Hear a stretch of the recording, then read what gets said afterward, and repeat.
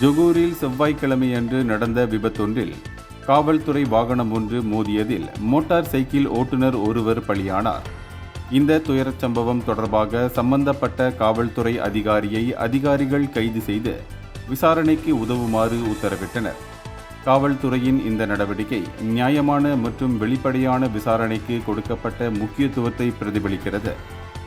மேலும் இந்த சம்பவம் வழக்கமான போக்குவரத்து நடவடிக்கைகளின் போது நடந்தது என்று சம்பவத்தை நேரில் பார்த்தவர்கள் தெரிவித்தனர்.